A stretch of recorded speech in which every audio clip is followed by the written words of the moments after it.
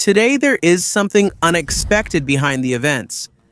And to be honest, our team did not expect that we would be talking about Iran today. But within just the past 24 hours, the war throughout the Middle East seems to have escalated even further. From a very bad situation, it has become even worse.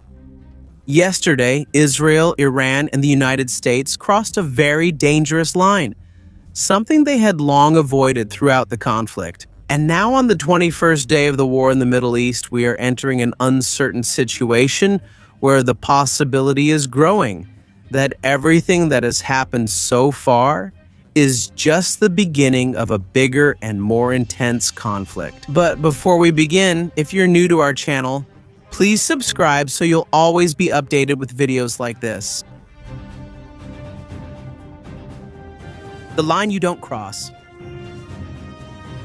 To understand what really happened in the Middle East, we first need to explain an idea that at first glance seems strange and almost unbelievable. Despite the massive damage and chaos caused by this war, which is truly exhausting and destabilizing, the truth is Israel, the United States, and Iran are still holding each other back.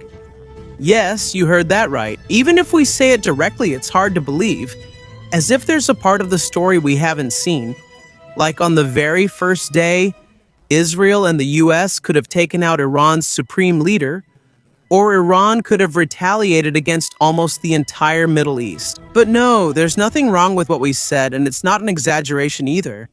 Everything that has happened in the war so far seems controlled, as if both sides are deliberately not using their full strength yet. And this is where the question comes in. If this is just the current situation, how much worse could things get? What could be more intense than assassinating a supreme leader or shutting down a vital oil route? If there's any good news right now, it's this. The next step isn't about nuclear issues yet. For now, each side's nuclear warheads and radioactive materials remain stored and unused, and hopefully it stays that way. Instead, the real problem revolves around attacks on energy infrastructure. Israel and the US have also not been shy when it comes to targeting Iran's oil and natural gas-related facilities. Just a few days ago, the US bombed military targets on K Island, a place where the refinery that handles almost 90% of Iran's oil exports is located. On the other hand, Iran did not fall behind either. It also demonstrated its capability to strike targets in the Persian Gulf, including Saudi Arabia, United Arab Emirates, Qatar, Bahrain, and others. But until now, these attacks have usually been divided into three types: symbolic, limited, or those with very minimal impact. For example, in the US attack on K Island, although they claim to have destroyed around 90 military targets, they deliberately avoided touching the island's actual energy infrastructure. The message is clear. If you continue, next time we won't hold back. But America's goal is still not to immediately destroy 90% of Iran's oil export capacity in one blow. In other US and Israeli airstrikes, the damage to Iran's oil and gas facilities is usually minimal, or only affects targets that aren't that important. It's like they're just letting Iran know that they can destroy the entire industry, but they're choosing not to for now. Iran did the same thing. Even though they attacked the energy infrastructure in the Gulf, which can be considered a risky decision, they still didn't completely destroy it. At this point in the war, Iran has proven several times that they can penetrate the air defenses in the Gulf, and if they want to, they can send more drones or missiles that can follow, and then cause large-scale destruction, damage that would take months or even years to repair, but they didn't do that. Yes, they caused huge fires. Yes, some operations were forced to temporarily stop. And yes, there were commercial ships that were targeted. But if the war ends tomorrow, it's possible that the world could return to almost normal within just a month. In other words, there was a quiet understanding between both sides about the limits. Until yesterday, in just a few hours, that balance completely collapsed, and the one who started it all, literally igniting the situation, was an Israeli airstrike that hit a massive Iranian natural gas field called South Pars. This is an underwater gas deposit shared by Iran and Qatar. And when you combine the portions of these two countries, South Pars is the largest natural gas deposit in the world. On the Iranian side alone, it is estimated to have around 51 trillion cubic meters of natural gas. But while Qatar uses its portion to produce liquefied natural gas for export, Iran uses its share differently. Iran's entire energy system relies on natural gas, and most of the gas they use to keep the country powered comes directly from South Pars. Because of this, South Pars can be considered Iran's most important energy deposit. If you hit an oil field, a refinery, or even K Island itself, it would cause massive damage. But honestly, it would still be Iran's economy that would be hit the hardest. But if you attack South Pars, you're not just hitting the economy, you're affecting the daily lives of the entire country. This is the kind of thing that usually only gets targeted in two situations. First, if you're ready to push the war to a level that no one has ever experienced before. Or second, if you don't fully understand the gravity of the impact of that decision. Which of those two is true, it's up to you to judge, especially since there are still not enough details from Jerusalem and Washington. But what's clear for now is that Israel carried out the airstrike in South Pars alone, but with knowledge and, most importantly, permission from the United States. According to insiders from the White House, President Donald Trump supposedly intended this attack to serve as a warning shot to punish Iran for blocking the Strait of Hormuz and to show the possible consequences if they don't back down. But in Trump's version the next day, he already had the benefit of hindsight. And in retrospect, it's clear that Iran did not receive the message in the way he expected. Instead, Iran retaliated with one of the largest missile strikes since the war began. And their target? Qatar's share in the same gas deposit. The liquefied natural gas facility known as Ras Laffan Industrial City. This place is extremely important. This single facility supplies about 20% of all LNG exports worldwide. In addition, almost 1/3 of purified helium used in making advanced semiconductors also comes from here. In other words, this is critical not only to the Middle East, but to the whole world, especially Asia and Europe, which rely on LNG as a primary energy source. Iran has long been threatening Ras Laffan, and even though they have hit it before, it was usually just enough to temporarily halt operations. But now it's a different story. After Israel escalated the situation by attacking South Pars, Iran responded in the same way. They targeted the energy source with the greatest impact, not just on their enemy, but on the whole world. Iran bombed Ras Laffan with successive ballistic missiles, and many of the hits landed directly, causing massive fires and explosions beyond most of what has been seen in this war. According to Qatar Energy, the company managing the facility, it suffered extensive damage. This means it was worse than any damage it had previously experienced. And Iran's retaliatory attack did not end there. Although it is not yet confirmed, Iran also claimed that they hit an important oil processing plant of Saudi Arabia in the city of Yanbu, not in the Persian Gulf, but in the Red Sea. This is important because in recent weeks, Saudi Arabia has moved their oil exports to this area, thinking it was safer and far from the center of the conflict.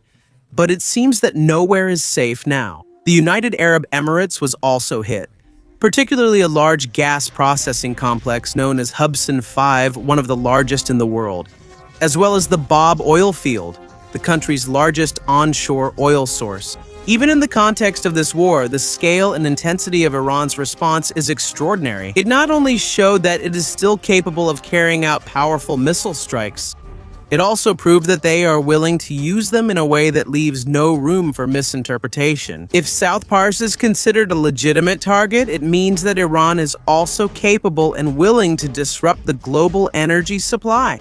This is something the whole world has long been trying to avoid, and for America, it's clear that they got the message. But of course, when it comes to the White House, especially in situations like this, you need to filter out the noise, the bravado, and the words to see what's really happening behind it all. But even if we set aside the harsh threats and words for now, President Donald Trump wasted almost no time.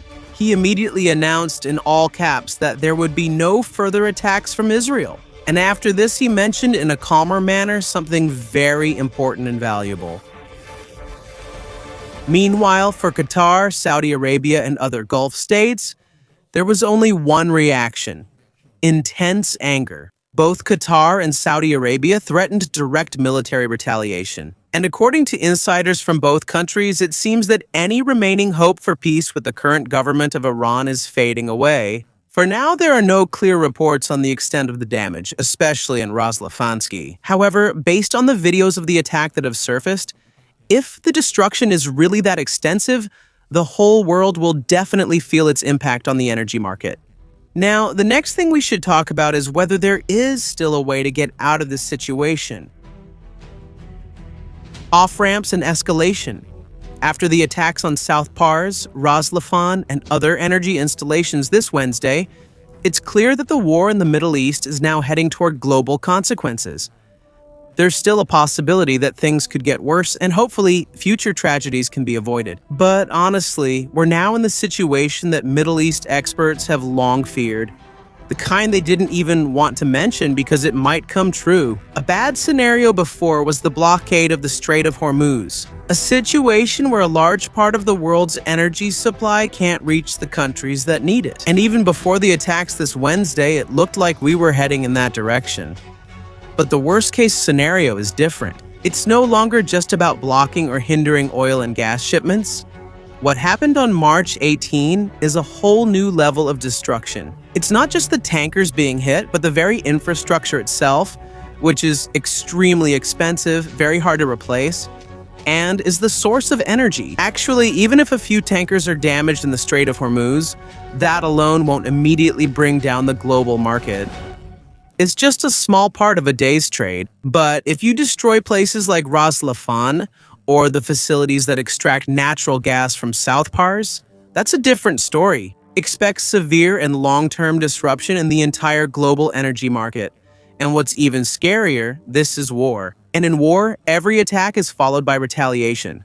And right now, there are still so many things that can be destroyed in Iran, Israel, the United States, and other countries. In other words, Israel, the United States, and Iran have reached a point of almost no return. Now, it's like they're standing side by side at the edge of a cliff, wondering if they should take a step that might leave them with no easy way to turn back. But as always, the situation can go in two directions.